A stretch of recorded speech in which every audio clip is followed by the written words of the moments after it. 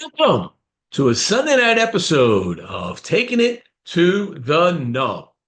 I'm your host, Boston Jimmie, and tonight I have a repeat guest on tonight. We haven't had them on in a little while, but it's the brothers Fakih, Billy and Gus from Artesano Del Tobacco. You know them as the guys from Viva La Vida, as their brand is.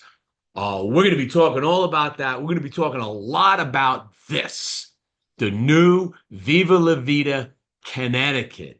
And I'm going to tell you, if you haven't had this yet, you're going to have to go out and get it. By the time this show's over, you're going to want to get them because this ain't your normal Connecticut. I know you hear that, but this has got some incredibly great guts underneath this wrapper. But before we do that, as always, we're going to run a short advertising segment before we get this show started, and then we'll bring Billy and Gus right in.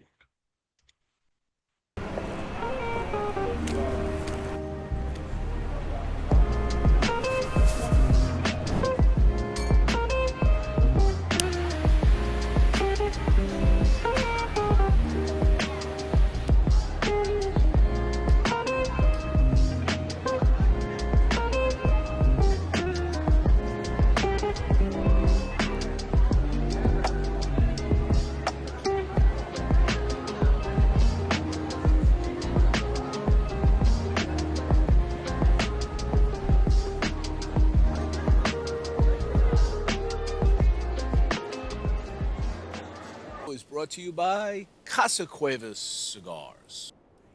In the 19th century, Juan Cuevas, Spanish immigrant from Santander, began what was to be a family business which now spans 4 generations. Like others fortunate enough to live and work in Pinar del Rio province of Cuba, Juan commenced cultivating tobacco, turning it into a successful business. Years later, in the Ciabo Valley of the Dominican Republic, Luis Cuevas Sr., Juan Jr.'s son, carried on the family tradition of handcrafting fine cigars in the family's cigar factory, Tabacalera Las Lavas. Today, Luis Sr. is joined by his son Luis Jr. in the manufacturing and sale of premium long filler cigars. So check out Casa Cuevas Cigars at www.casacuevascigars.com and on their Instagram and Facebook channels. Catelli Cigars is back. The past few years brought many questions and changes to the cigar industry. In the wake of all uncertainty, Catelli Cigars decided to take a break and try their hand in the retail side of cigars. With 2 shops under their belt, first Riverside Cigar Bar, and now the Catelli Cigar Lounge in Vero Beach, Florida, they are now more educated in the retail and the wholesale sides of the cigar business.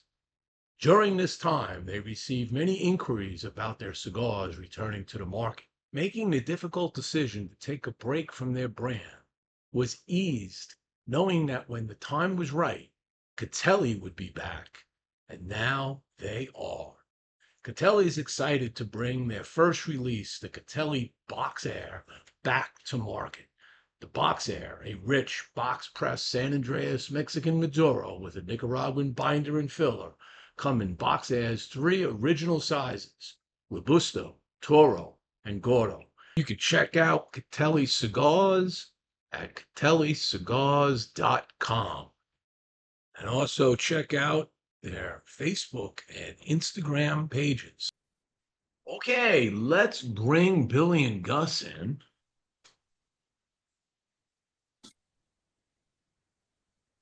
Gentlemen. Hello, guys. Hey. How are you, Boston Jimmie? Welcome back to Taking It to the Nub. It's been a little while. Thank you so much for having us. We are so happy to be smoking the new Viva La Vida Connecticut with you here. You know, anybody that doesn't have their hands on this cigar when they come to the shop, they're going to miss out on it. because Totally I agree know with you're you. gonna make lots of them.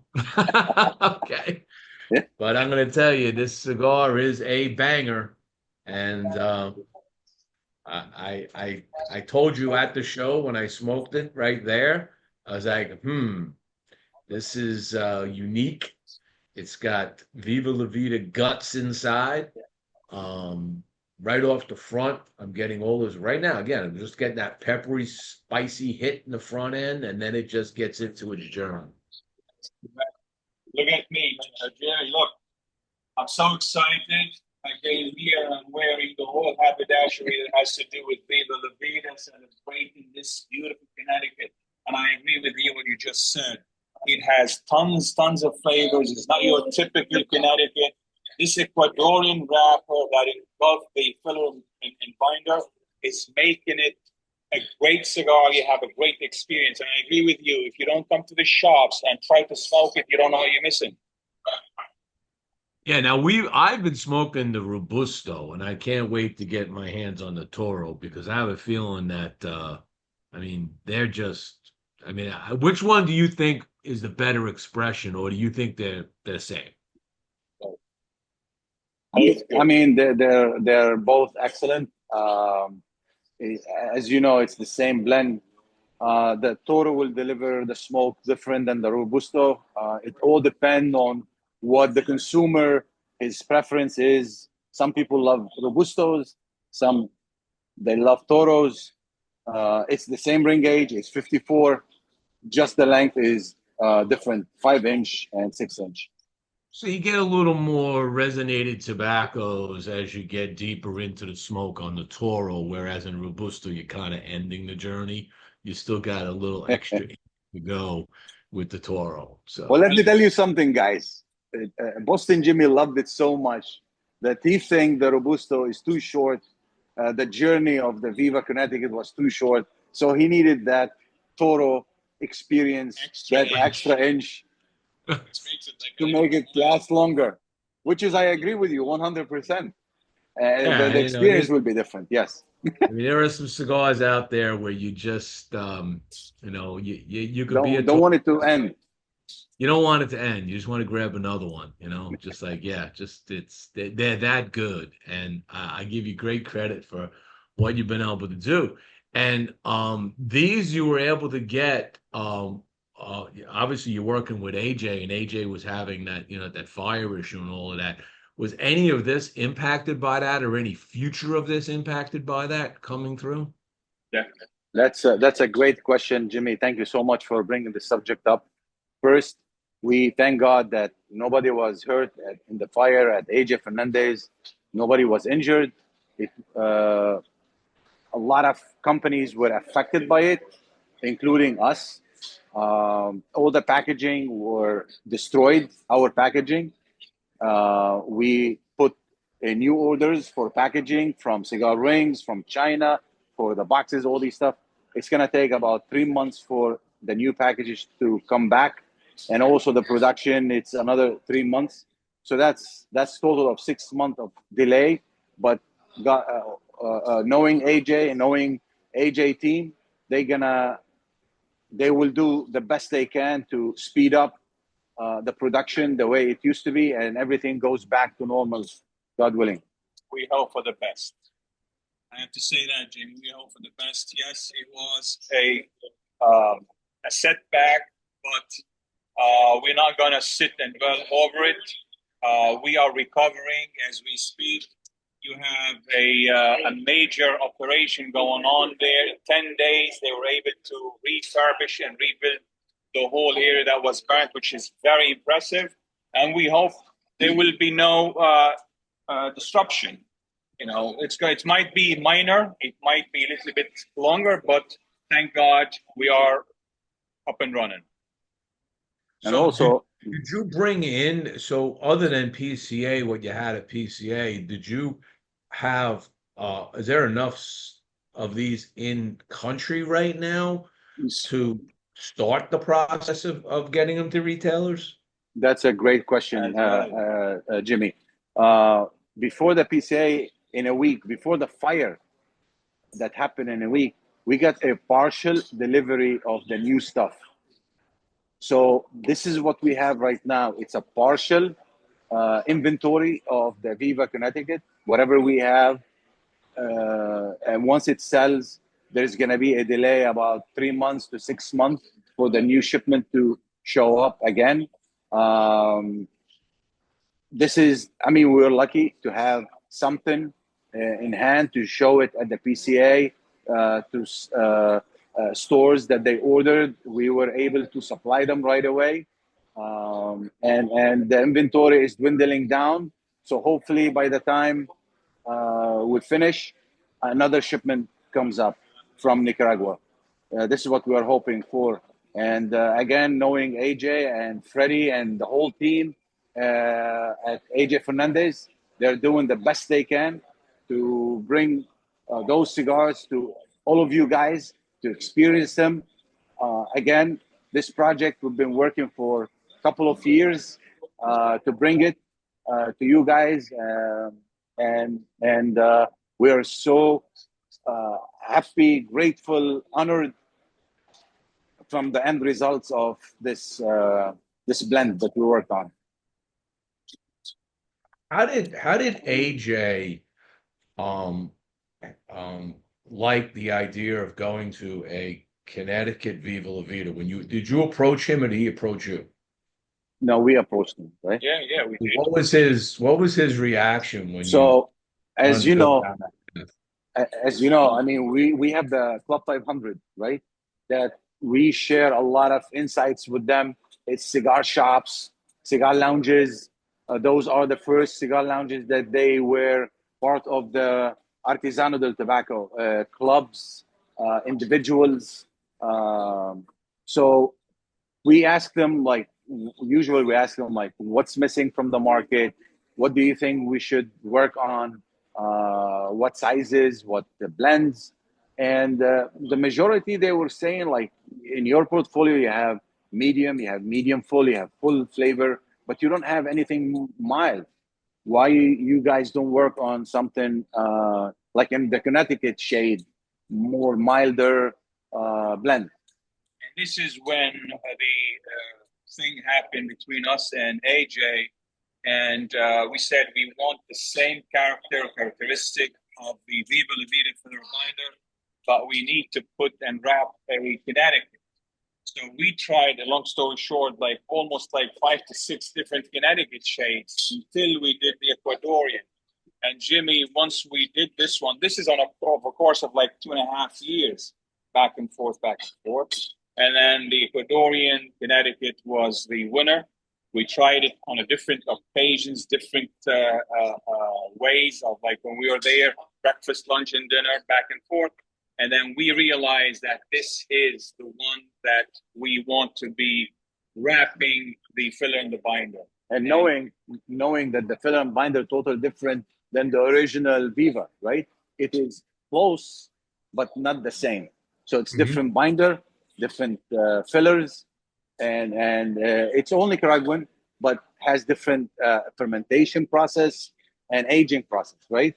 So, and he was able to bring the characteristics of the original Viva, tame it down, work with a wrapper that is gonna shine a different flavors, different notes, and different experience. And I think he nailed it with him. The wrapper itself is described as Ecuadorian Connecticut seed. Does that mean that this is Ecuadorian wrapper grown in his farms, or is he growing these down in Ecuador, or is he buying it from Ecuador? This is from Ecuador. The wrapper was grown in Ecuador, and he has it aged for like 3-4 years. We smoked it, and then he fermented, aged it for another 2 years. So total of 6 years of aged wrapper between him and the origin of the wrapper, which is Ecuador. Connecticut. It's a darker Connecticut wrapper than some of the others you might see.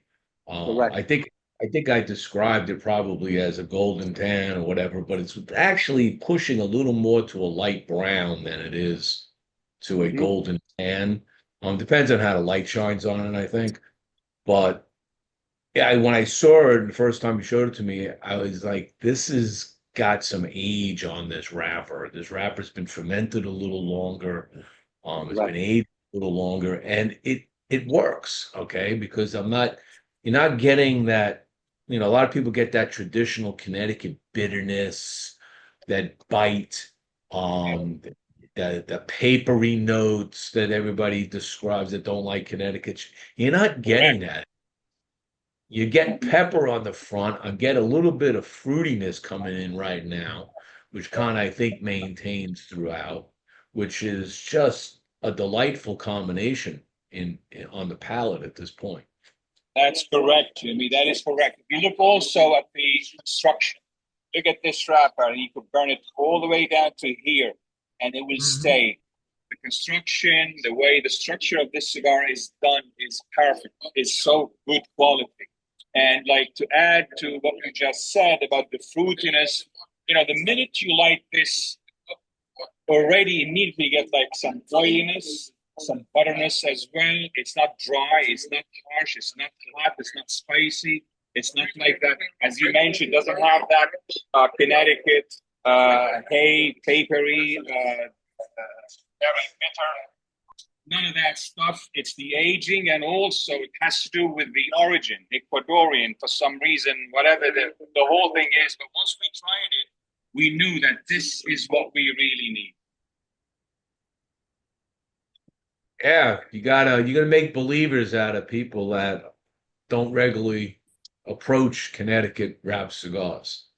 And You know, this is not even one I would say can only be done in the morning because my review, and I smoked three of these for the review, so I know the consistency that I'm getting out of it.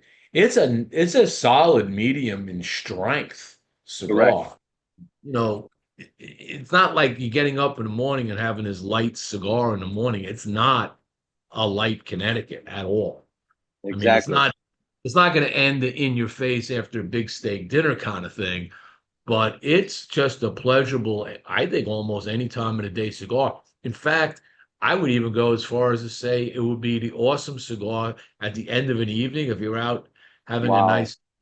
a nice cordial and this just sitting back, relaxing, ending your evening before you turn it in. a great nightcap. You're right. And to add to what you just mentioned, we have the same experience when we were like at those shops. We show people like the Connecticut, they are a little bit scared and worried and afraid it's going to be too light. Said, you know what, just try it. And to your like acknowledgement, Jimmy, immediately they realize this is not the typical Connecticut. It has that body to it, a nice medium. And you look at it's a nice premiumly done cigar that you feel it has that luxurious look, and the way it burns and the way it tastes, the aroma is so, so good. It's not light, you're right. It's a nice medium. You could do it anytime. In the morning, you could do it in the afternoon, and this is a winner. I agree with you. And again, this is beautiful done. I mean, when we were working on the blending part with AJ, there was like a fine line between what strength we want to bring it, right? So we wanted to stay within the medium-bodied cigar. It fluctuates between medium light, medium, but we don't want no spice in it. And even if we have the spice, we want it a sweet spice that when you retrohale it, it's gonna be enjoyable. It's not in your face. Again, it has to be clean on the palate, no bite, creamy, buttery. That's what we were looking for. We want a smoke is so thick that Oh, it is. delivers tons of flavor, and yet it's not on the heavy side. Yeah, it's So that rich, thick, chewy smoke on this. exactly, You just want to like smoke. It's smoke ring texture, I call it. it's a You like. mouthful.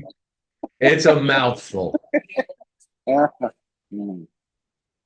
So now the pricing on this currently. I believe it was 1450 for the Robusto, 15 for the Toro. Correct. Um, are those numbers going to be impacted at all with the tariffs, or are you just letting it ride on this one? I'm gonna write. We said we had a meeting in the company, and we said that we're gonna let it ride in the beginning at those prices. Don't affect it. Don't touch it. The only effect that we're gonna do is on the classic Viva. 6 years we brought it to the market. We did not do any increase. This year, we will do the increase for only the classic Viva La Vida. Al Pulpo is going to stay the same price. The 5-year anniversary is going to stay the same price. And the Connecticut is going to stay the same price. Just to see 6 months, 8 months from now, see how is it doing. And if we see that it's punching us, then we will evaluate again. So for the time being, Jimmy, we decided to swallow the overhead of the tariffs ourselves and absorb it. We would love from our base and the supporters, the consumers, to have a cigar that's affordable and also enjoyable to see how it's going to work. It's from our own pocket. We decide we will pay that from our own pocket for the time being. And we hope that the tariffs will never go, or if it goes, it will be minimal. It could be 10% or whatnot. And we play it the way we just said, and we hope it won't be a huge effect. Yeah, and that's fair because the biggest problem with the tariffs, and I've talked to numerous brand owners about this, and everybody's going to have their own way of handling it. But one of the issues that I've heard is, if you were to raise the price of the tariff, and then the shop obviously passes that through and that goes on the shelf, so the price goes up. Now, if the tariffs were to go down or disappear or whatever, now they got to deal with the next shipment is less money. Are they going to lower their price? And that becomes a big problem. It becomes a pricing nightmare for the shops. Exactly. So that's why, again, we decided to stay the course the way it is. The prices the way they are. The only change that we're going to do is the classic Viva that we announced last year, that we're going to do it this year after the PCA. Mm-hmm. And we are hoping that the turfs will go away. It's just temporary for now, hopefully. We're hoping, Yeah.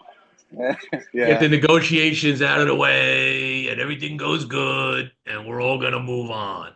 Yes, that's what we need. Yeah.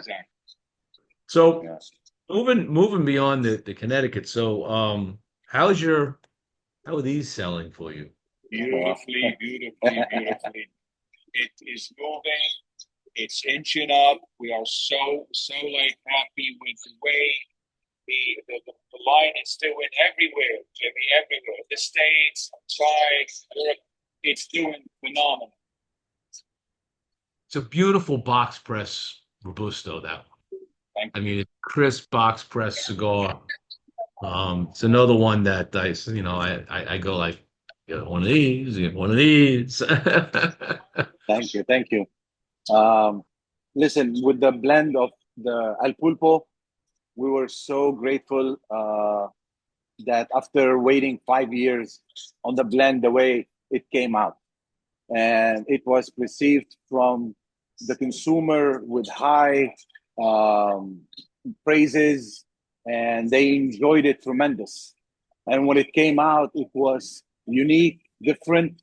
It was really refreshing to their rotation of cigars, and it was a celebration of what San Andreas and Nicaraguan tobacco. When you put them together and you marry those tobaccos, the end result is Al Pulpo box pressed, or Octaucho, which is the Culebra or the Lancero, or So we were so happy the way it came out.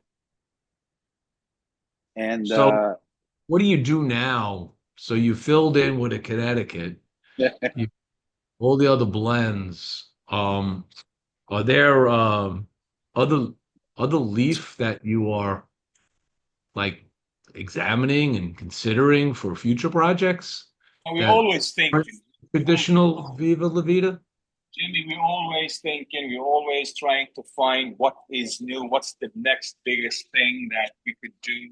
Like that, like you know, what you're doing right now. You mentioned something where we were at the PCA and we were really impressed.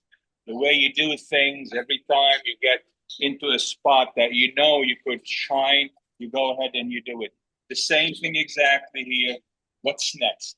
We try to find the right leaf, the right blend, the right filler, and then we come with those ideas. So it's always constantly doing the homework and the due diligence.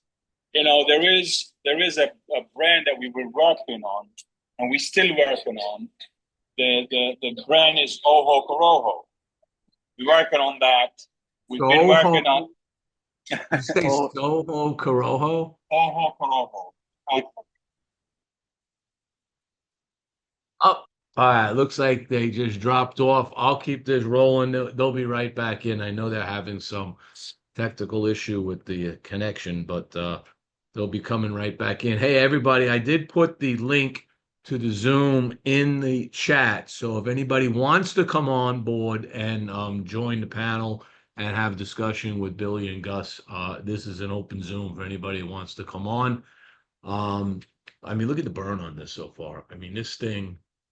I mean, I don't know how they do it constantly. I guess, you got AJ working with you and really embracing this brand. They really, really are getting the best out of AJ with everything that they do. So, for a company that's been around as short amount of time that they have been, it's been wild ride for them. They really have hit the market very well. Uh, Chris Colter, the enjoyment level of the El Popo is extremely high, box worthy after only smoking half of one. Yeah, I don't know, Chris. Where do you get your hands on this if you haven't had it? Hopefully you'll get these down there in the underground. I was just talking about Chris Colter was mentioning that the enjoyment level of the El Popo is extremely high. It was box worthy after only smoking half of one. wow, wow. What a an input to us. We Yeah. thank you from our heart for all this information that you gave us. Truly, we work extremely hard for you guys to enjoy it and to celebrate this type of blend. Thank you so much. So, going back to your question, and as Gus was saying, we are working on a blend called Ojo Corojo, which is a Corojo leaf wrapper that we've been working for a long time on it. Going back to your question, we always look what the market is looking for. We create cigars is based on what we think is the next market is looking for, what is missing from the market. We don't do blends based on my preference or his. It's the Club 500. They mention things. We work with them. We work with a lot of retailers.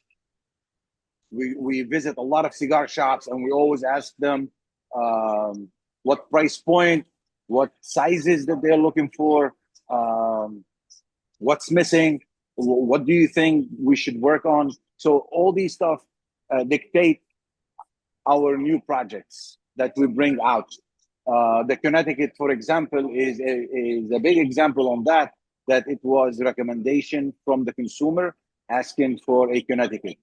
And the Corojo, it's again from the consumer. They asked us, there is certain Corojo that we're looking for, us and AJ, tirelessly on waiting to find that, to work on it and see how it's going to play with a Nicaraguan or Honduran tobacco or something. I don't know, Costa Rican, and, so we will see what the future will hold on that project.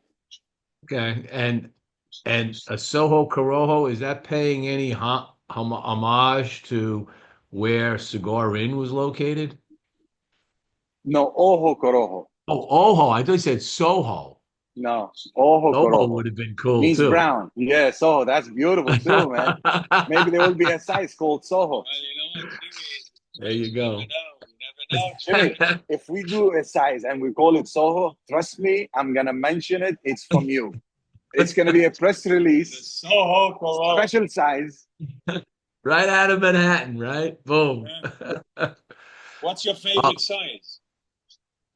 what's my favorite size? Oh, okay, I'm normally Toro Robusto, but I do love my Lanceros. And if you make a really good Corona, Corona. Yes, the you Jester, know, because the the Corona the can give fries. you, it can get close to that Lancero, right? Because of the size, the ring gauge. So you get a lot more of the wraps. If you got a wrap that you really want to present, Shine. you get the smaller ring gauge and you just shine on the wrapper and you get down into Coronas and Lanceros and stuff. And some people don't like Lanceros because they're too long, they don't feel right. But a Corona is a perfect cigar, especially up north in the winter, right? Man, 100%. it's a 40 So minutes Jimmy, listen cigar. to this. If we do a Ojo Corojo, the original sizes will be Robusto Toro and some other shape. The additional one will be a Corona going forward, and that Corona will be called Soho Corojo, and it's going to be based on your recommendation I'm for the gonna, size and the name. How about that? I'm gonna name it Soho Jimmy Corona. Boston Jimmie Soho. That's Soho it. It'll be a Jimmy whole new Corona. world. Isn't that funny now?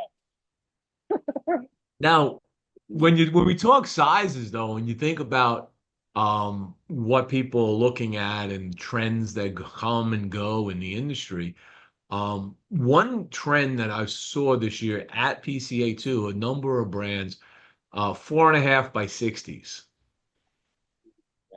Yeah. Uh, you know, girthy cigars, but short smokes. Um, I don't know if it's a thing that's going to continue.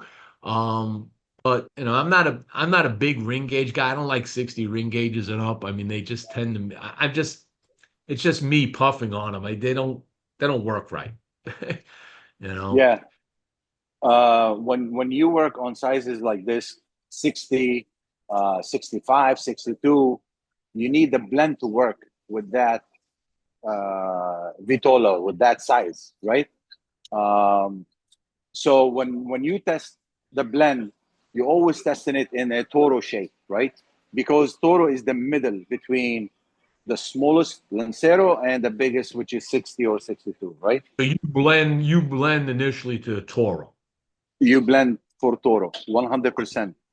Okay. And then we go smaller, we go bigger. We see where the flavor begin to fade or where the flavor begin to be too intense to enjoy, and then you cut it there on either the smallest size or the biggest size. This is how we do it, right? Oh, we okay. we don't we don't go and do a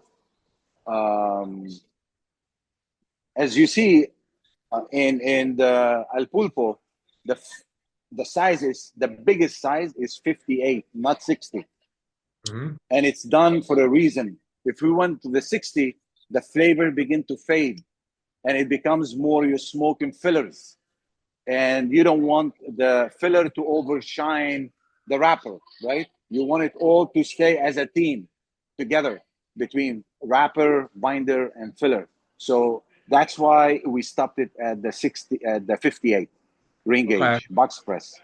With the Viva, for example, if we want anything higher than 60, the flavor begin to fade, and you need to know when to stop that cigar size. Bigger gauges usually they tend to smoke much cooler. When you do that, you tend to lose the strength of the wrapper, the flavors that you meant to get. And that's why it's very, very important to find the right gauge for the wrapper that you're going to introduce so you won't lose that strength.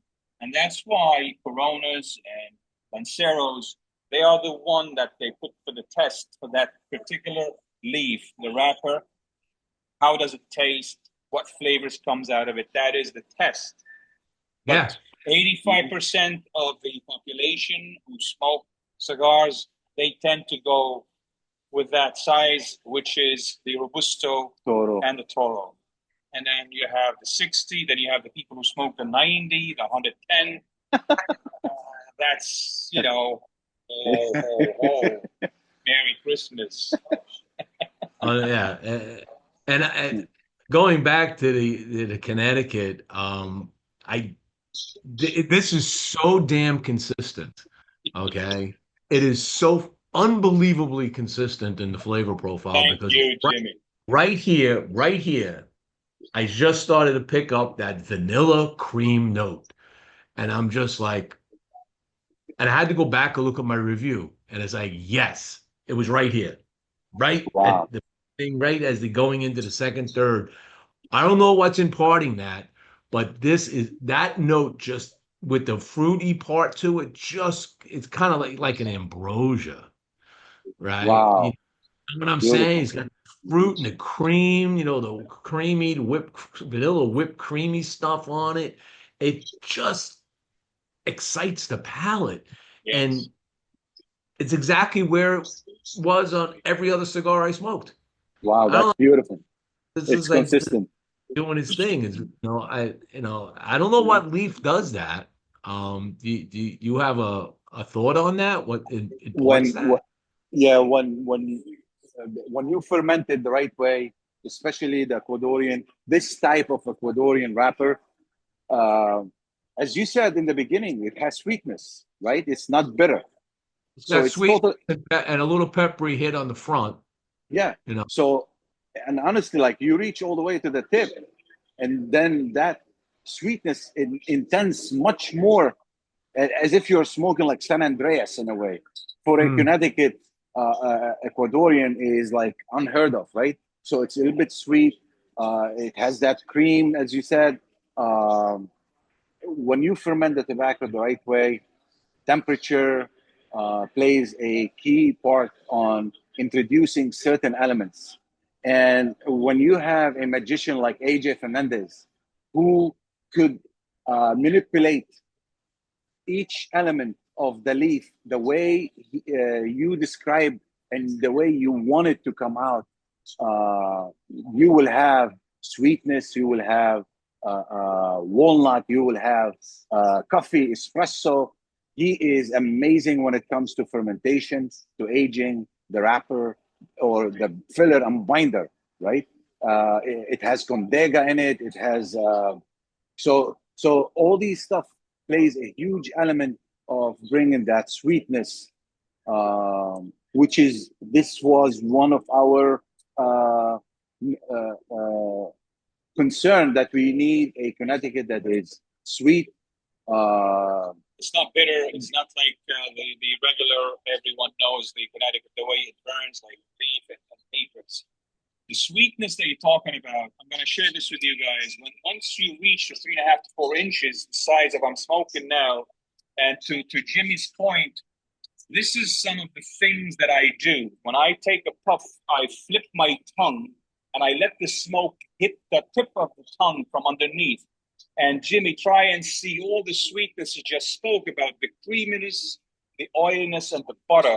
When you do this, it's like sugary.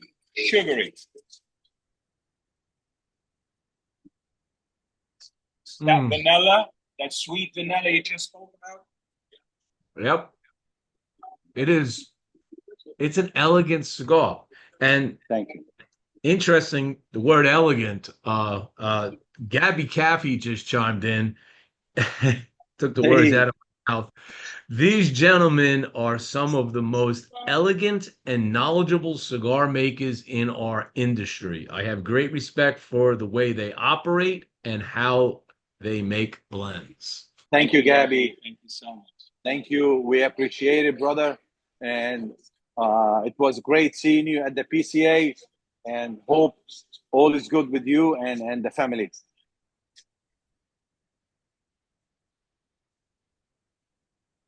And Ryan Gallimore just chimed in and says, "Great show."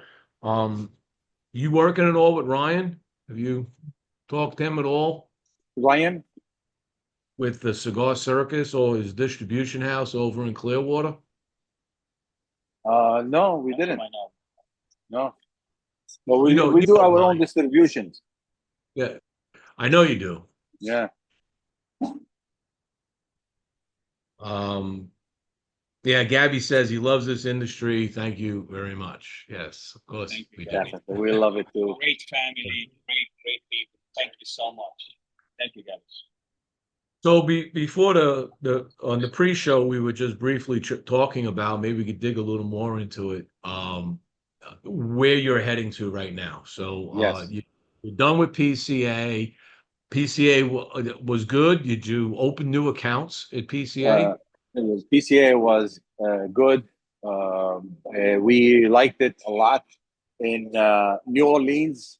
Um, that state has culture, has history.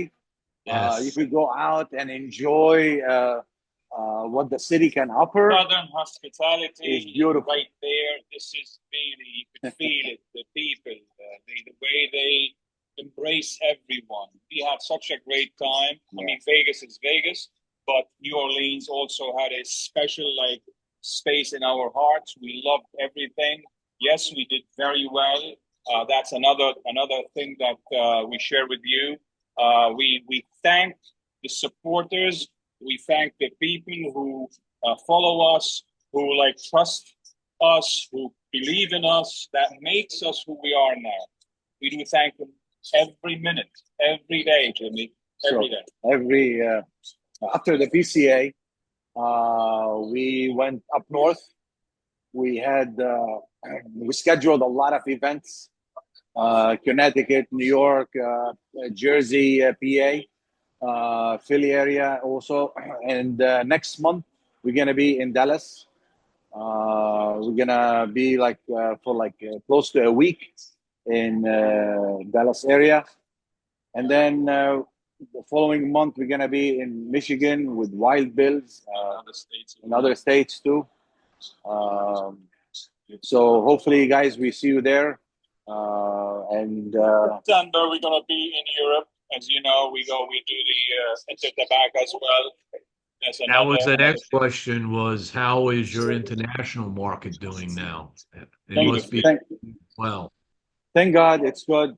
There is a huge interest for a non-Cuban cigars, and European market is more open to a non-Cuban because of the price, because of the quality, because of the flavor. The consumer, trust me, his palate changed. As you know, we believe that people palate changes every 5 years. If you smoke a cigar that you smoked 10 years ago and it was your favorite cigar, you smoke it now, it's like, oh my God, like it changed. The cigar is still the same, but your palate changed, right? So you need to keep up. And if the Cuban government still working at the same blend over and over and over, it's nothing excitement except new size, new shape, a 6x60 or 58 by whatever, right? Should be. So this is why Europeans now they are more interested in the non-Cubans because of the quality, because of the blends that we are bringing to them, and thank God, El Pulpo and Viva is doing phenomenal though. Now, do you see in the European market or the internet, well, let's take Europe as an example, um, that different countries have a different palate, right? You know, does Spain gravitate to one flavor profile, and Germany another, and France another, and Sweden another? 100%. like the people in Spain, they tend to smoke something much fuller than, let's say, Greece or Italy. Medium as well, but they prefer their cigars to be more potent, let's say, in Spain. Yeah, definitely. Yeah, it's a cultural thing. It's like as well in states here, you find that also from one state to the other, the interest in the strength of each and every cigar varies. Uh, if we're talking about Artesano Del Tobacco and the product that we produce, Viva La Vida and also El Pulpo, for both, the interest is very high. They love the line, they love the quality, and also they see how we merge the quality with also the art. We love bringing those arts into the product itself. So it's not only quality in terms of smoking it and enjoying it, it's easy and beautiful on the eye.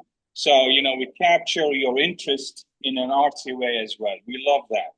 And they appreciate that. They always talk to us about it. Mm. Now, do you find is the demographic there um largely different than here as far as age of smoking cigars? I mean, here we got people of all age groups now. I mean, you got, as soon as the millennials now are all involved in it, and they're really building up the base of our industry. Okay, you got the Gen Zs coming up right behind them now. Probably now into their first ones hitting into the 21-year-old age. Do you find younger cigar smokers in Europe like we have here, or is it more middle-aged and older? That's a great question, Jimmy. Um, First, to go back to your first question about the strength, we see that Europe is looking for a heavier smoke, stronger smoke, um, and also they follow what the United States did like 2 3 years ago, right? So we are passing that, and now they are catching into that strength of dark Maduro, full-bodied cigars. The people are interested in the non-Cubans. They are 21 to, like, let's say 60 years old. Anything above 60, he's stuck in his mind, Cuban, and that's it. Even if he doesn't drove anything from it, he's just want to smoke his Monte Cristo or Cohiba or Hoyo de Monterrey. He's used to that, right? But you have the 21 to the 60 something years old that they are looking for new blends, non-Cuban, and they begin to see the difference between a non-Cuban and Cuban. You buy a box of Nicaraguan cigar, 99% they're all you could draw from and great construction. While the Cuban, 90% you're gonna have 10 or 5 cigars you can't draw from, and they burn funny, and Hmm. you know what I'm saying? So Oh, we are absolutely. used to it now, and now they see that, and they cherish it, and they are really hitting hard on non-Cuban cigars. Yeah, I was in Madrid 2 years ago on business just before I retired, and I was in this shop and I picked up that it was a shop that had all of these like New World cigars, and it was amazing. It was like walking into an American cigar shop, Mhm. right? Because the humidor was just loaded with everything we like, and had a little section in the back with Cubans, right? And it was about 2 feet by 2 feet, right? And it was pretty much empty. The boxes are pretty much empty, so they're hard to get, I guess, too. But they had some Monty too. So I picked up a Monty too, right? But that's it. When it comes to a Cuban, I always like a Monty too, right? So I went across the street, sat down at this beautiful cafe. It was at this time of the year. It was in May. It was a beautiful day, evening, right? I sat out there, got a nice piece of cake and a double espresso, and just sat there with people watching, and I'm enjoying a cigar, and everything's going beautifully, right? First inch and a half, I'm like, yep, this is it. This is good. And then the whole thing went off the rails. Yeah. And it started burning wonky. I had to keep relighting it. It was all whacked out. The flavors went off. It was like, what the hell just happened to this cigar? And I'm like, that's just what you just said. This is the story. And it's unfortunate for them because they're screwing up their brand. Okay. There's no need for them to do what they're doing, but whatever it is, their quality control has gone down. Maybe they're losing more rollers and bancheros, and they're heading to Nicaragua, and they're doing better. They feel, maybe that's what it is, but it's just a problem for that industry over there. Definitely, something is happening in that area with them, and we hope that they will get back to their good quality, because we remember when Cubans used to be the cigar to go to. It was one of the best.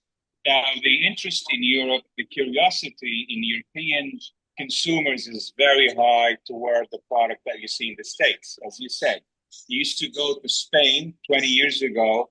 There is nothing about Cuban, and if there is a tiny section for something non-Cuban, right now it's the opposite. And it's like this in every European country, everywhere. So this is becoming really the thing that they go for and they look to smoke. Yeah.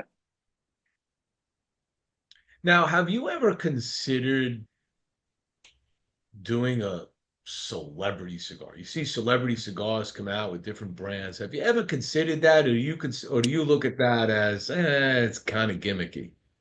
No, I mean, listen, if a celebrity comes to us and he wants us to work on a blend for him, 100% we will work together on doing it. And we will make sure that that blend that comes out, we will feel so proud of,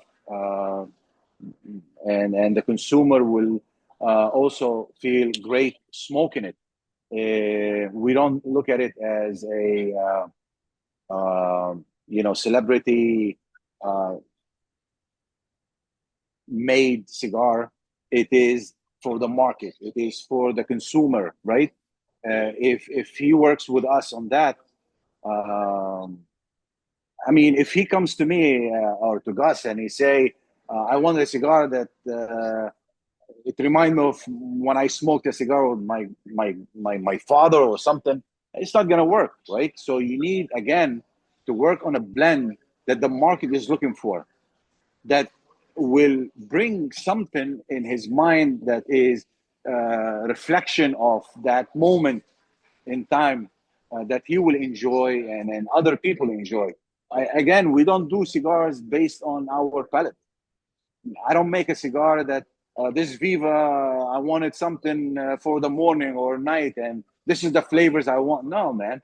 I'm doing it for the consumer. So we will definitely do it for anyone who's asking us, and we will treat that blend exactly like it is part of the Artesano del Tobacco. No question asked. We want to make sure that that blend is going to be so successful, because remember, Jimmy, it's a reflection of our own identity. Absolutely. Yeah, so that's exactly what happened. I've had both sides of that equation, right? I've had some celebrity cigars where I'm just like, all right, you know what? Stop. Okay, that's wrong. Guy doesn't know cigars. Something ain't right in that equation. And I had others that are like, wow, this is a legit cigar, right?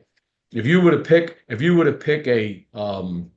not the specific celebrity, but if you were to think of a celebrity type, would it be music? Would it be sports? What would you? I tell you something. I tell you something, Jimmy. That's a nice question. I tell you something. I want a celebrity who really believe in the tobacco.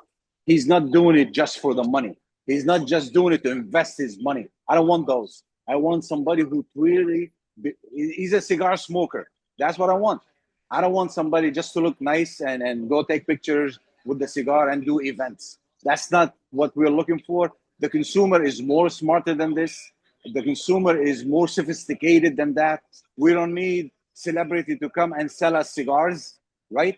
So you want a celebrity who believe in the tobacco, who believe in the cigar, he's passionate about it. Once you find that guy, this is the person that we will work with. You see, I would Right? say Chris Martin with Viva La Vida have a great song himself. We love that song. We do. Yeah. He's a great celebrity. This is a huge, huge guy. If he wants something to be done, definitely. I mean, we treat anyone, but we love the song. You know that song, right? Chris Martin Yeah. stuff. Definitely. But yeah, but Viva La Vida. you want somebody who believes in the tobacco industry. It's not just a show coming to sell cigars and making money on it. That's not the issue. There is people who are cigar smokers, and we would love to work with them. There is so many of them, and if they come, we're more than welcome to work with them, 100%. Like Arnold Schwarzenegger, for example, he's a cigar smoker. That would be amazing if he comes and we work together on something. People understand he is not doing it to invest his money only. Yes, it is, right? But he truly believes and he loves cigars. That's that type of people we would love to work with. Interesting. Yeah, Schwarzenegger would be a fun one. Right? Rocky would be another one. Oh my God. You could make the knockout punch. Oh man. You'd get cease and desist from General for that one.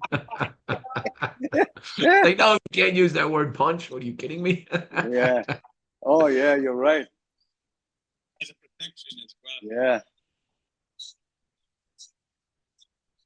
So you talked about where you're heading.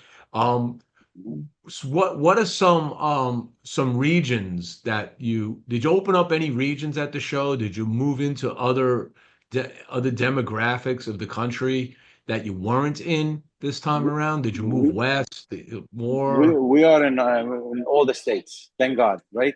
But we opened new shops in those states. We opened new shops in Puerto Rico, in DR, in there is a huge interest in the Middle East, in Qatar, in Dubai, in Oman. Yeah, huge interest, and we opened shops there too, and also Africa. A lot of them came. We are in Russia as well. Yeah, Russia, Japan. Yeah, Japan's a funny market. Having lived there, and I was there a couple years, 4 years ago, whenever it was, I climbed the mountain, or two, whatever the heck time it was, and went back. But even then, it was just they're hard to find shops. All right, yeah. It's one of the weird things about Japan where you would expect to see more shops, but you don't. All right. And they were very much on the Cuban side of the equation, the ones that were there. And Correct. when I was there many years ago, but slowly, that's changing too. Which one? That's changing. That's changing too. Yeah, in Japan. right? Yeah. I would think so. And you see it's the other thing about Japan that was interesting is when you're smoking a cigar, if you're in a place where they allow smoking, these bars, the people that they like to smoke a lot of cigarettes over there. And when I remember they would always see me with a cigar, these Japanese men, and they look at me as the boss man. I'm like, boss man. Yeah. Boston boss man. That's beautiful. The bosses, they smoke cigars, right? The common guy doesn't. And I would tell them, I say no, and I would hand them a cigar, and they would be like overjoyed that I'm giving them a cigar. And for the next hour and a half, they are the boss man. They feel like you just see it in the expression in their face. This is amazing. Yeah. And part of it had to do with the pricing, right? Because you still were dealing with Cuban prices. Even back then, they were expensive, right? And then, you get in the right price point over there and you start to get into it. I was wondering if the younger demographic in Japan is starting to gravitate to cigars instead of cigarettes. Correct. It's those Instagram and social media Facebook is doing tremendous amount of PR for the cigar industry in China, in Japan, in all the Asian countries where they could see Instagram and Facebook, and it's important for us all as a community to keep posting cigars, reviewing cigars. They are learning so much from your show, from so many other shows about the flavor, about the blend, about the wrapper, filler, binder, and that's where we are really miles away ahead of the Cuban market because of our social media, right? And also the magazines. The Cubans, what's helping them is the Europeans and the Arab countries and the Americans when they go and they take pictures and they smoke and they review it. But still, the majority are all non-Cuban. Instagram, Facebook, that is, teaching those communities or cultures about the non-Cuban cigars that exist with the new flavors. Yeah. I mean, it's where it's at. I mean, so many people out there that follow in the groups, I mean, Facebook is a very powerful, Cool. certain point, at a certain level, powerful and free for just posting stuff. And you could promote so many things without paying to promote, just by showing pictures and talking about it. That it's like even like this Corvette I buy, right? I didn't, I'm suddenly in Corvette clubs now. There's a Corvette club, there's Corvettes and cigars that I found. Wow. I'm winning people over from that group right now because, they would post the cigar with the Corvette. All of a sudden, I walk in and I'm like starting to take these magnificent photos of the vet, the cigars, and then promoting stuff, putting up my reviews, pushing them out there. And suddenly people are like gravitating, going, "Oh crap, man, look at this guy. He's not just talking about cigars and vets. He's actually smoking and he actually does this stuff." So Yeah. connecting those dots, okay, across the spectrum of different things that people relate cigars to, just keeps pushing the envelope so that people are like going, "Oh yeah, I didn't know that about this," because they're just smoking a cigar, right? They're Correct. not paying attention to everything else, and suddenly you're winning them in, and they begin, like I said, they start to see reviews, they start to understand more, they get educated. Yeah. And an educated consumer is the best consumer we can have. 100%. It is Correct. a very powerful tool. The Instagram, Facebook, it's an amazing tool that, as you mentioned, like years ago, not too long ago, that would be an impossible thing to do. Now you could post this from New York, and you could see that in Japan, in China, in Russia, everywhere. That was not the norm back then, and that's what making the whole world is a tiny village that you could see what's going on right now in England or whatever. You could go and see that. So that is a very powerful tool. Have you ever been? I don't know if you've ever been on the show. So there is a weekly show that happens on Tuesday afternoons, 2 o'clock Eastern time. It's Cigar International, all right? And these are people from all around the world. A lot of them are in Europe because it's at 2 o'clock that come on, and they like to bring in a guest, all right? And they'll smoke a cigar and they'll bring you in to talk about it. And you get this audience, you have this captured European audience. Wow, And that's beautiful.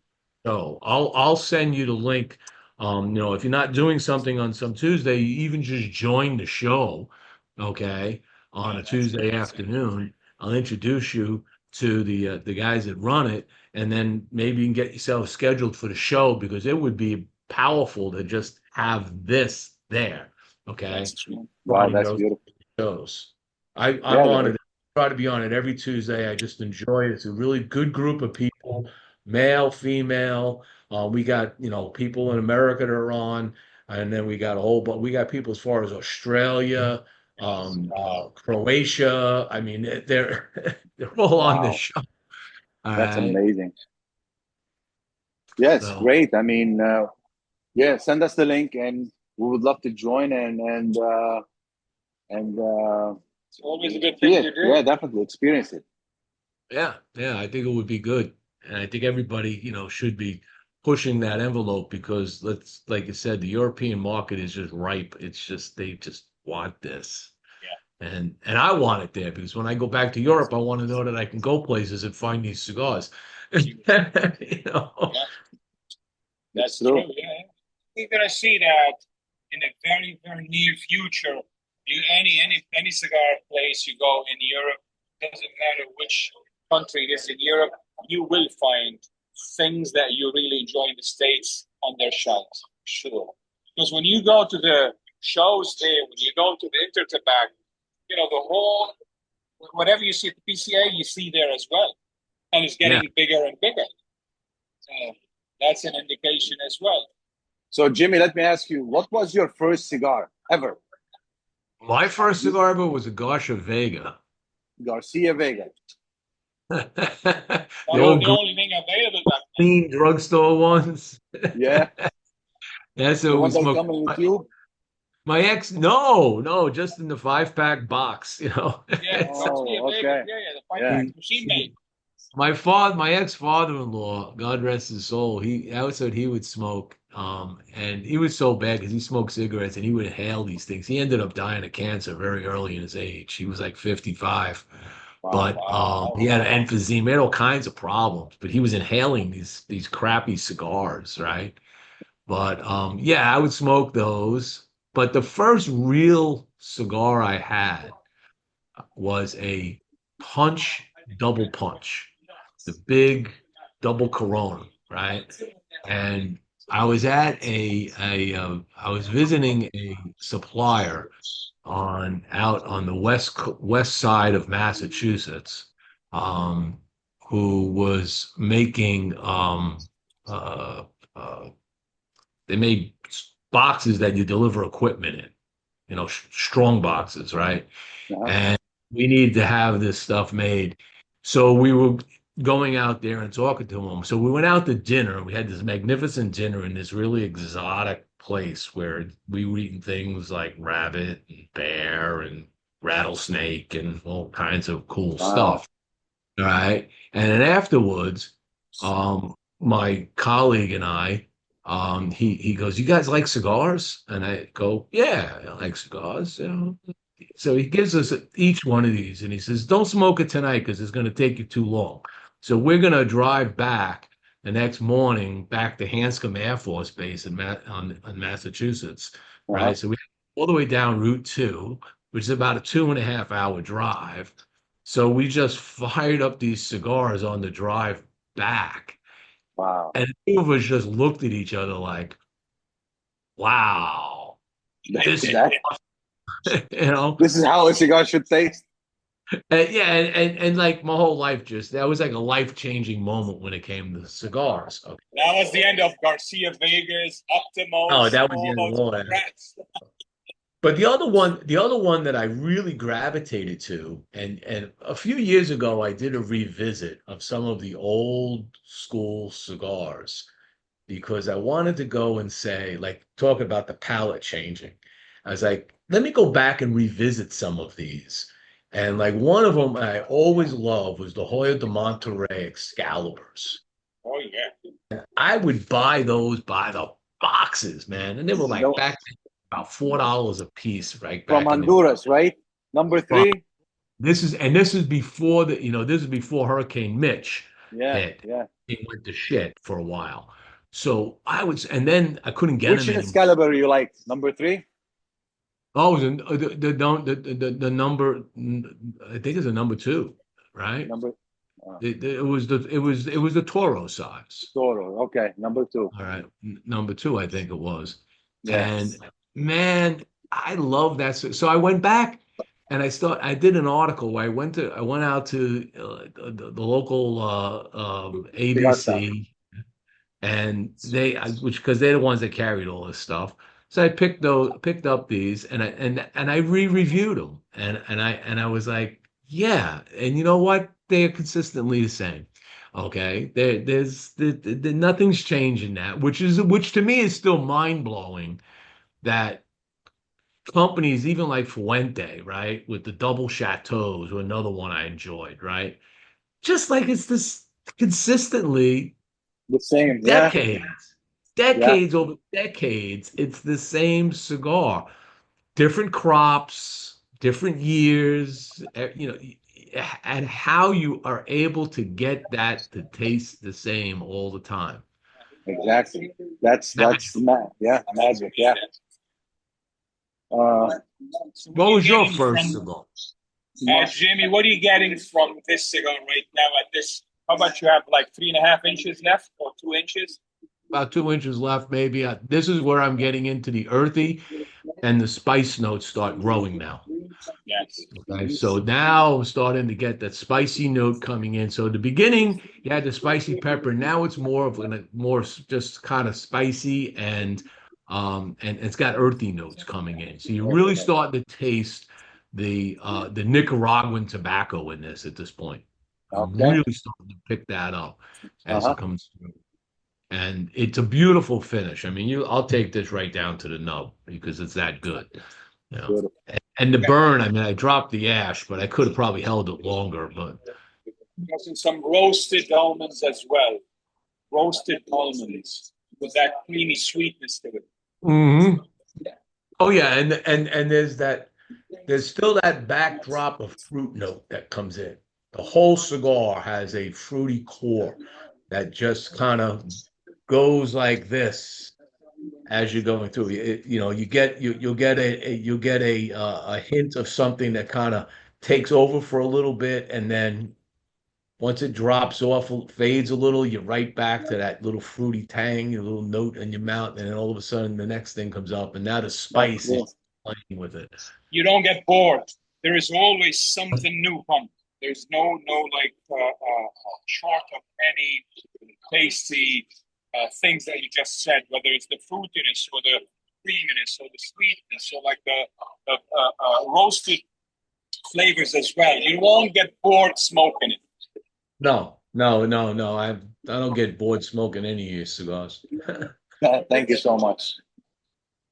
Well, my first cigar was a Punch Punch Rothschild and Hoyo Rothschild from Honduras. They used to come 50 in a box, Yeah. and they were really good price. And I used to love them, man. I used to smoke them morning, lunch, dinner. They used to come 50 in a box, and the flavor worked great with my palate. So that was my first ever cigar. This is how I started smoking cigars with the Honduran. small punch punch, Honduran punch punch. Honduran cigars. I mean, they were, when we think about today, where Nicaraguans all the rave, right? Way back in the day, obviously, it was Davidoff, Hanky Kellner, Dominican. Dominican. That was the premium cigar. Pricey at the time, pricey still, right? And then the shift came in with Honduras, and I don't know if you saw the hand rolled film. You guys Yes, we did. you did. Yes, yeah, Beautiful, beautiful story magnificent.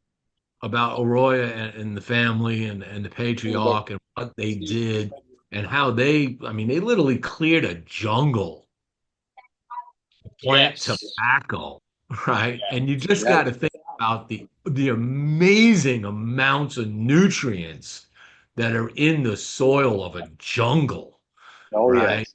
It's in that. I mean, it was a genius idea, right? I mean, of course, Yes. you tore a jungle apart. I don't know if that's that's a whole nother story, but that whole thing just launched this whole Honduran trend, and man, things just started taking off. And then Mitch screwed everything up, and then Nicaragua kind of peaked when that happened, and people now gravitate mostly to Nicaragua. But when I go back smoking Aladino any day of the week, any day of the Yeah. week.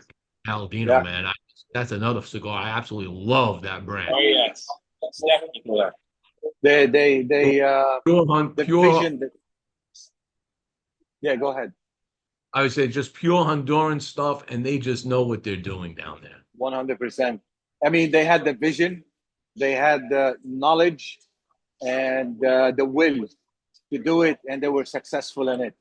The whole family. That's true. They're great people, and they know what they do, and they have history as well. With me, Jimmy, what I did, the first one I smoked, I was 13 years old, and I stole it from my father's private collection humidor. It was a Monte Cristo #2 Cuban, and I didn't do well. I turned green, I fell, I lost conscious because I was inhaling everything. And that was my first cigar that put me on the ground for so long. But I learned a lesson that there is a way to smoke it. It's not like a cigarette. And it was a nice experience. That's a funny story because that's how I really introduced my son and his friends. When my son turned 18 years old and legal at 18, right? I actually took him and his friends out to a strip club here in Florida. All right. Nice. And I had just come back from Germany, and I would hang out in the Casa del Bono's house there the whole, every time. So I'm always getting legit Cubans back. And this is when Cubans were good, right? Yeah. So I came back with a whole bunch of Monty Twos. So I take them out and I gave them all Monty Two. I cut it for them, lit it up for them, and I said, just don't inhale this. And they're not paying attention, right? They're not, and yep, every single one of you could just see where they're like, oh, I said, I told you, don't inhale the cigar. Just roll it around. Just taste the smoke. Let it go out. Don't even worry about the retrohale. That's a whole other problem I'm gonna have to teach you. And now my son, he's all about cigars, man. He calls me up Wow. from his patio in Centerport and says, "Hey, you ready to smoke that?" I said, "Yeah, let's fire one up and talk for an hour and a half." That's beautiful. You see, my dad, he's 93 years old. So, we meet when you have some dinners with the family, whatever. And then with the minute we grab the cigars, he goes, remember when you was this age? And he keep reminding me with that cigar what I did. You deserve this. You have to pay the price. You stole something that didn't belong to you. Even though I gave him so many after for that cigar. But still, you keep reminding me about that cigar. And my grandfather, he smoked cigar. My mother's father, he smoked cigars. He also chewed tobacco, and he was a funny old man where he would sit in his living room, and he had a spittoon in his Yeah. living room, and he would sit there chewing tobacco, and just go, and he'd go ding, ding, ding, and every now and then he'd miss, and it would go splat on the carpet.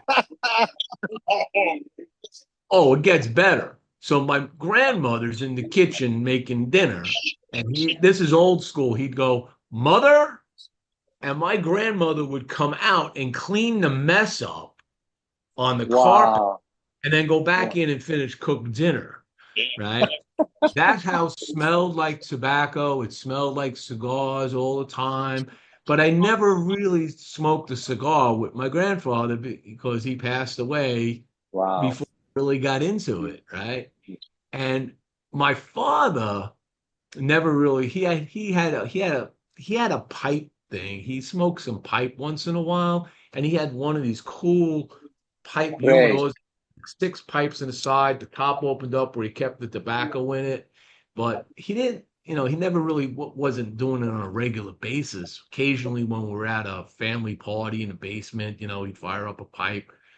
But I found a picture of my father with a short Corona, Wow. smoking Corona.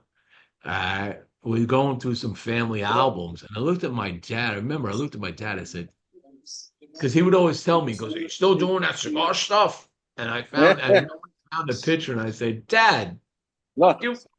you smoked one too?" He goes, "Oh, that was a long time ago." I said, "Come on, man!" But he never smoked that, because my mother gave it Wow. up and gave up cigarettes a long time, and he just both of them, I think, just swore off tobacco, you know. And I was just like, would have loved to just sit back with my father and smoke a cigar, my grandfather, and you know, This is unbelievable. That's great. With my father, even at this age, sometimes we give him a cigar. You know, he smoked only a little bit, not that much, Yeah. but like just to be part of the thing. He And miss it, but he doesn't. he can't do it that much. Yeah. I, Yeah. I know that my grandchildren, all right, my grandson just turned 15 today, and he whenever I'm at their house, I'm always on the back patio smoking cigars. They're in the pool.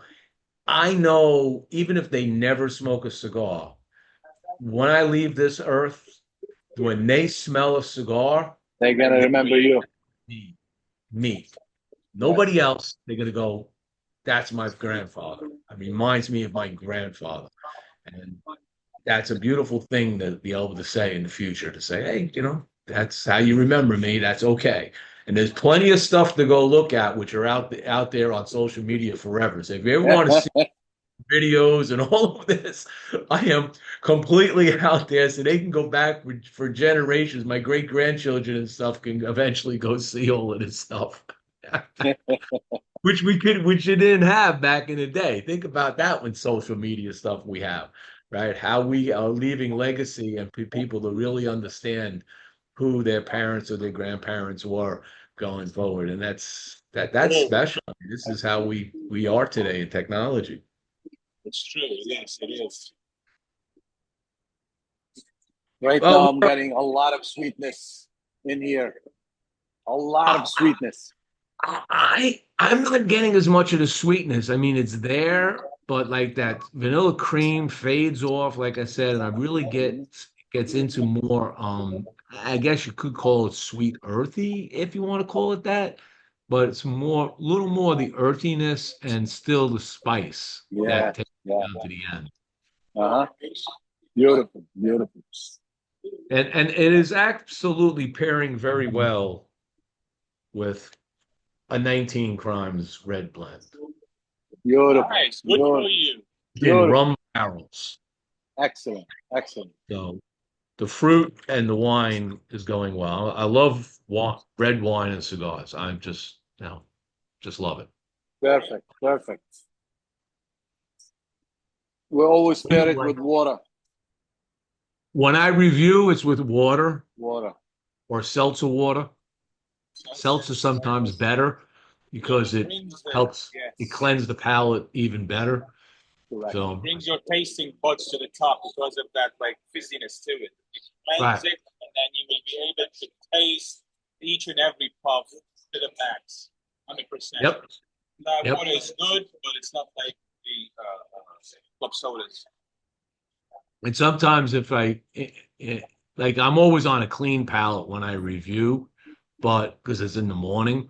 But if I'm in the afternoon and I'm in between cigars and I really want to cleanse the palate, do you know the guy Nick? You know Nick Cutro? No. Nick's the guy that came up with the plastic molds. No. Oh yeah. Okay. Okay. And he also did a whole book on the olfactory, and he described how sense of science of the sense of smell and taste and all of that. Wow. And one of the things in one of the chapters, he talks about cleansing the palate. And there were different things like lemon water and seltzer and all of this. But one thing that works amazing, if you've never tried this, take an unsalted saltine cracker. All right. Really? Unsalted saltine cracker. I know it's an oxymoron, but they do sell those. Nabisco has them. And just put it in your mouth and let it dissolve like a host. Well, and then take some filtered water and just swish it around your mouth and swallow it. The baking soda that's in the saltine cracker resets the palate. Wow. Interesting. That's great to know. Mind blowing. It's mind blowing. If you smoke 3 cigars and then do that, and then pick up another cigar, the flavors that you're going to pick up on that is as if it's the first cigar of the day. Wow. Interesting. How instantaneously it does that. That's a great way to cleanse it. Yeah. Definitely, I'm gonna do that. Definitely. Right. You Let me always give me look at. feedback on it. Everybody I told that to, they come back to me and say, "Yeah, I can't believe that worked." But it's got to be an unsalted one, otherwise you're going to get the saltiness. Well, guys, we're coming up on the hour and a half mark. I want to say it's been a pleasure. I'm taking this right down to the nub, so it goes with the show. Perfect cigar, hour and a half cigar, folks. Magnificent creation. I wish you the best with this. I hope you sell these out in a heartbeat and get more of them because people are going to be buying these. And I hope to see you on the trail somewhere. If you get down here to Florida, where are you in Florida right now?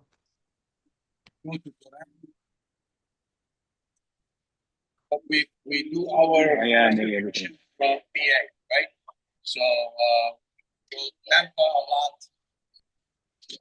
We did a month ago Tampa area.